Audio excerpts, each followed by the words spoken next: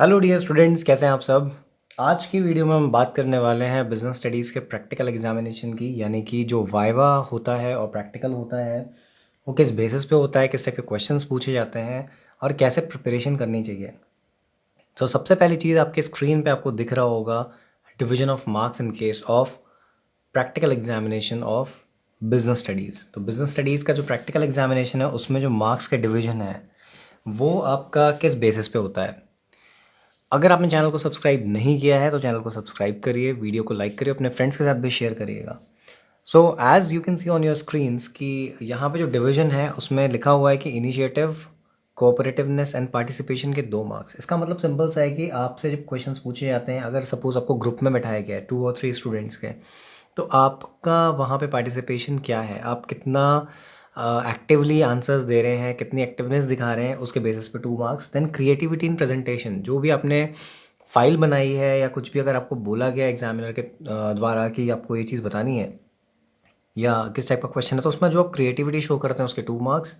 Then content observation, research work जो आपने किया है आपकी फ़ाइल में, उसके 4 मार्क्स। एनालिसिस ऑफ सिचुएशन, जो भी आपने उसमें सिचुएशंस को एनालाइज किया है उसके बेसिस पे रिपोर्ट बनाई है, उसके 4 मार्क्स। एंड फाइनली जो वाइवा है उसके 8 मार्क्स।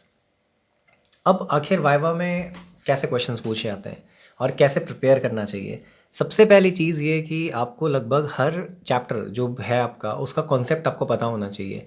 बिकॉज अगर आपको कॉन्सेप्ट पता होगा तो आप आंसर्स फ्रेम कर सकते हैं और आंसर दे सकते हैं। दूसरी चीज़ ये है कि सबसे इम्पॉर्टेंट फैक्टर जो है वो है कॉन्फिडेंस। आपको कॉन्फिडेंट रहना है। ऐसा नहीं कि आप वहाँ पे अपनी कॉन्फिडेंस को खो दें और आप आंसर्स ना दे पाएँ। तो सबसे पहली चीज़ ये कि that you have to be confident. Then confidence के साथ साथ in case if you don't know answer of any question, आपसे एग्जामिनर ने कोई क्वेश्चन पूछा और आपको ऐसा लगता है या आप कंफ्यूज हो, आपको नहीं आता, सो आप बहुत ही आराम से बोल सकते हैं sir I don't know the answer of this question. ज़बरदस्ती किसी आर्ग्यूमेंट्स में नहीं पढ़ना है। हो सकता है कि at a point of time आपको आंसर दे और एग्जामिनर आपको बोले कि आपने आंसर गलत दिया है। हो सकता है आपको ये पता हो कि आपने आंसर सही दिया है, but there is no need कि आप आर्ग्यूमेंट्स करें। ये हम पहले वीडियो में भी डिस्कस कर चुके हैं, यहाँ पे मैंने अकाउंट्स की बात करी थी कि कई बार आपके पेशेंस लेवल को चेक करने के लिए भी ऐसा किया जाता है कि एग्जामिनर्स आपको बोल देते हैं कि आपके आंसर्स गलत हैं। सो आपको किसी आर्ग्यूमेंट में नहीं जाना है। देन नेक्स्ट इम्पॉर्टेंट चीज़, जिस प्रोजेक्ट यानी जिस टॉपिक पे आपने प्रोजेक्ट बनाया है वो चीज़ आपको क्लियर होनी चाहिए। यानी कि ऐसा नहीं कि आप बस उठे और आप सीधे फाइल लेके चले गए। आपको पता होना चाहिए कि आपने प्रोजेक्ट फाइल किस टॉपिक पे बनाई है, क्या उसका कंक्लूजन है। क्योंकि मैक्सिमम केसेस में होता है कि बच्चे फाइल्स किसी और से बनवाते हैं एंड फिर वो अपनी फाइल्स को पढ़ते भी नहीं है कि उस फाइल में क्या लिखा है, किस चीज़ से रिलेटेड प्रोजेक्ट है। तो प्रॉब्लम ये आती है कि जब आप फाइल एग्जामिनर के पास लेके जाएंगे तो एग्जामिनर आपसे उससे रिलेटेड कोई भी क्वेश्चन पूछ सकते हैं। तो उस केस में आपको प्रॉब्लम होगी अगर आपने फ़ाइल पढ़ी ही नहीं है। तो इसीलिए जो भी आपने प्रोजेक्ट बनाया है उस प्रोजेक्ट फ़ाइल को पढ़िए, या अगर आपने बनवाई है किसी से फ़ाइल तो भी अपने प्रोजेक्ट को आप अच्छे से पढ़िए, ताकि आपको पता हो कि आखिर उसका कंटेंट क्या है, किस कंपनी को आपने उसमें टारगेट करके बनाया है, क्या आपने एनालिसिस किया है, क्या फाइनल रिपोर्ट है। ये सारी चीज़ें आपको पता होनी चाहिए। अब जो फर्स्ट पॉइंट में मैंने बोला था कि कॉन्सेप्ट ऑफ चैप्टर्स, तो जो भी आपके चैप्टर्स हैं, ठीक है, वो आपको पता होने चाहिए, उनके कॉन्सेप्ट्स पता होने चाहिए, जैसे planning, organising, staffing, directing, controlling, management, principles of management. ये सारी चीज़ें आपको पता होनी चाहिए क्योंकि एग्जामिनर्स नॉर्मली इन्हीं से रिलेटेड क्वेश्चन आपसे पूछ सकते हैं। जैसे कि आपसे कोई भी प्रिंसिपल पूछा जा सकता है कि unit of command, unit of direction क्या है, आप बताइए। Then management, obviously first chapter है तो मैनेजमेंट की डेफिनेशन तो फॉर श्योर पूछी जाती ही है कि व्हाट इज़ मैनेजमेंट या what do you mean by management. आपसे फीचर्स पूछी जा सकती हैं, प्रोसेस पूछी जा सकती है प्लानिंग की, प्लानिंग क्या होती है, ऑर्गेनाइजिंग क्या होती है उसकी प्रोसेस, रिक्रूटमेंट क्या होता है, उसके सोर्सेज, इंटरनल एक्सटर्नल सोर्सेज, ये सारी चीज़ें आपको पता होनी चाहिए। साथ साथ कंट्रोलिंग, प्लानिंग में difference, functional structure, divisional structure, ये चीज़ें आपको पता होनी चाहिए। वर्किंग कैपिटल रिक्वायरमेंट को कौन से फैक्टर्स अफेक्ट करते हैं, कैपिटल बजटिंग डिसीजंस क्या होते हैं। ये चैप्टर्स हैं, मतलब ये टॉपिक हैं इन चैप्टर्स के जो आपको पता होनी चाहिए। कंज्यूमर प्रोटेक्शन के बारे में आपको पता होना चाहिए। देन सेबी के जो फंक्शंस हैं वो पता होने चाहिए आपको।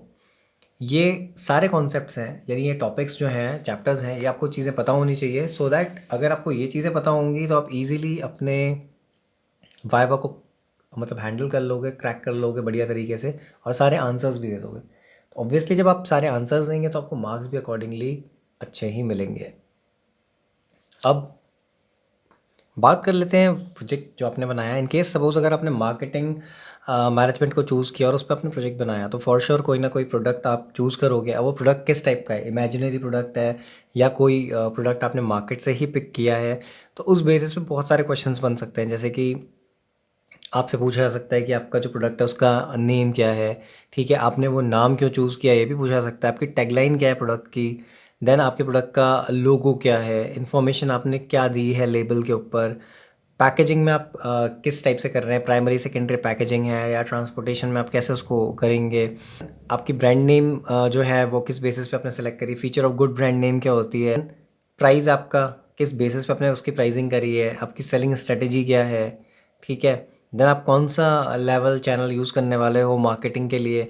ये कुछ कॉमन क्वेश्चन हैं जो इससे पूछे जा सकते हैं, यानी इस टाइप के जो टॉपिक्स हैं उनसे पूछे जा सकते हैं। उसके अलावा आपको चैप्टर्स प्रिपेयर करने चाहिए, क्योंकि मैंने स्टार्टिंग में बोला कि चैप्टर्स से बहुत सारी चीज़ें जो है पूछी जा सकती हैं। स्पेशली अगर कभी आपसे एग्जामिनर ये पूछे कि which one is your favourite chapter, तो ये ध्यान रखिएगा कि सोच समझ के आंसर दें, क्योंकि अगर आपने कुछ फेवरेट चैप्टर्स के नाम टशनबाजी में ऐसे लिए जो कि टिपिकल वन है और आपने कॉन्सेप्ट नहीं पढ़ा है, तो कहीं ना कहीं फिर आप फंस सकते हैं और आप फिर आंसर्स नहीं दे पाएंगे। तो आई होप कि ये टिप्स आप फॉलो करेंगे और अच्छे से प्रिपेयर करेंगे अपने एग्ज़ाम्स के लिए। All the best for your exams. Thanks for watching the video.